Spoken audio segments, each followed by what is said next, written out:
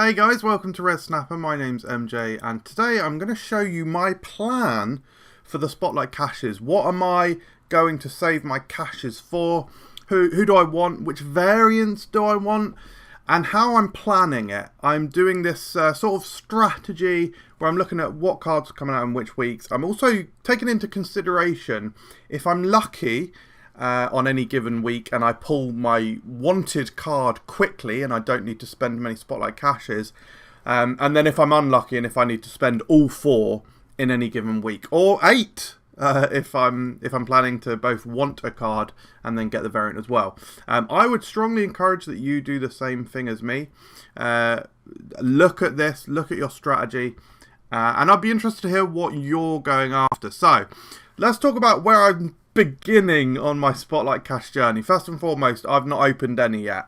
Okay, I was very unfortunate in that I was saving a few caches. I saved 3 before the update, and it just so happens that when the game was updated, the last cache that I opened would have been a Spotlight cache. So I'm almost already on the back foot. That being said, I did manage to save 1 Spotlight cache from week 1. As such, that means I've saved 1 from this week, what is week 2 of the Spotlight caches. So I'm currently on 2 Spotlight caches. Next week, when it gets to the Legion week, I'll be on 3. I don't want any of these. Oh, I should say, actually, I did want Iron Lad, but with 2 caches, for me, that's too big of a risk. That's like a 50% chance that I would get Iron Lad. It was too big of a risk. The Legion week, I've got Darkhawk, I've got High Evolutionary. I don't want Legion that badly, and the variants, I mean, that Darkhawk variant is sick, to be fair, but still no. Right, this is where things get spicy.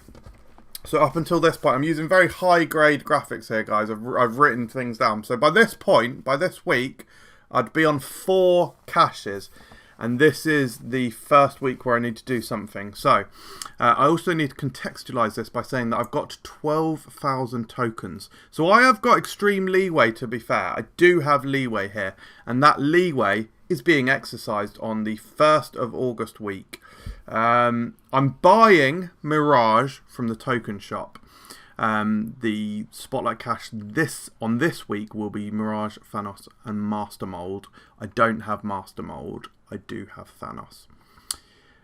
So I'm buying Mirage from the token shop because this variant is an absolute joke. So first and foremost, I confess I don't like the base art. I actually strongly dislike the base art, to be honest.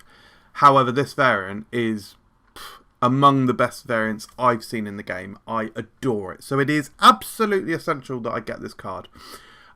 Whilst I do want Master Mold, I'm not clamouring.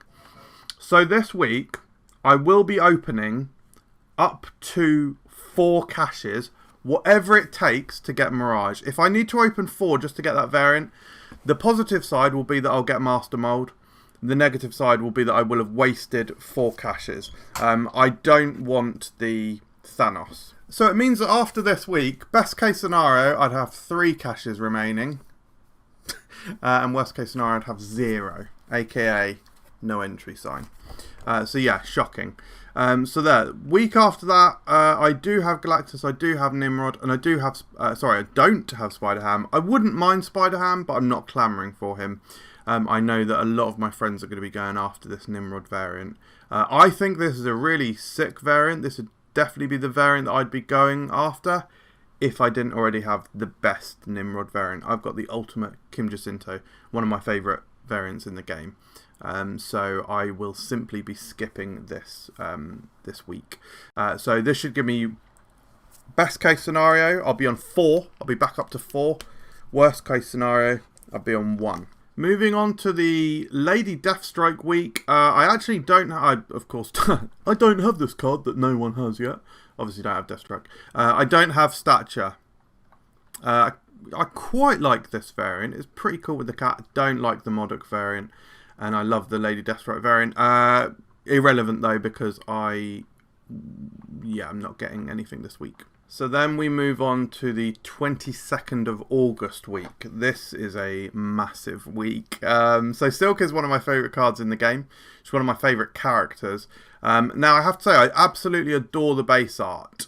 However, this variant is so sick as well. And I have Nebula. I need X23. So this is one where I probably wouldn't spend tokens. I want to save the tokens for... I pretty much want to save... After buying Mirage, I basically want to save the tokens for emergency situations. Not emergency, not like... It's a game, innit? So it's not an emergency, but you know what I mean. You know what I mean. But anyway, yeah, I don't want to spend tokens on X23, so I am going to spend this week. For those keeping track, best case scenario, I'll be on 5 spotlight caches at this point. Is it 5? Let's just double check. Maths. So in this situation, best case scenario, I'd be on 6 caches. Worst case scenario, I'd be on 3. So in the best case scenario, I don't need to stress too much. I open caches until I get X23. I don't think that I would, if I got X23 in my first cache, I don't think I would continue opening. I don't think I'd continue opening for the Silk. But this creates another best case scenario where I'd be down to 5 if I get it straight away. Or worst case scenario, on this week I've only got 3 spotlight caches. So I would need to spend them all, and then if I still don't have it, I sort of guess I'm fucked. I don't really know. What would you do, guys? Anyway, week after. Silver Samurai, Spider-Man, fine. And to be clear, I do actually want Silver Samurai, and I want Spider-Man 2099. I do have Kitty Pryde, but I can't, not to spend caches on. Would love Jeff, would love this Ghost Spider, but I don't think it's going to be possible. By this point, I don't know, by this point, best case scenario, I'd actually be on 7 spotlight caches. Worst case scenario, I'd be on 2. Best case scenario, I'd be on 7. Which, honestly, that might make this week worth doing, because I actually like the null variant as well. If I'm on best case scenario at this point, I very possibly might splurge in on this. This is where it starts to get a bit shaky. Anyway, then we move across to the Loki season. So this was what, did that say the 5th of September? And then this moves into the 12th of September. So that last week would have been like the Loki week. 12th of September, Alioth. I do want Alioth. It depends where I am, basically, because by this point, best case scenario, I could be on 8 spotlight caches. Even if I spent 4 in the previous week to get the Jeff and whatnot, I'd be on 4 spotlight caches in the best case scenario. Worst case scenario, I'd be on 3. So by this point, if I'm on the worst case scenario, I'm definitely not spending it on Alioth. Either way, I'm probably not going after Alioth this week, although I would love him, because week of September 19th, this I will need. Revonnah Renslayer, to me, she is like... To me, this is the way I view it. To me, she's similar to Zabu. She's similar to High Evolutionary. She can create, Mr. Negative, she can create her own archetype. Because she has this ongoing ability, your cards with 1 or less power cost 1 less, minimum 1. So she literally creates new combos that weren't possible previously. So I'm definitely wanting this. By this point, best case scenario, I could be on 9 spotlight caches. Worst case scenario by this point, I would actually be up to 4. So Revonnah seems absolutely guaranteed, basically, in either situation. And then we don't actually know what's coming after that, guys. Oh, Mobius. I'd like Mobius. As I said in my previous video, I like the jet ski variant that they're releasing. But yes, we'll have to see what other cards come out. I think the October season is like Werewolf by Night, I think, or I should say Elsa Bloodstone, I think. So it's like a horror-based season with Man-Thing in and stuff. So yeah, we'll need to see what those are. But that is my plan right the way through until September.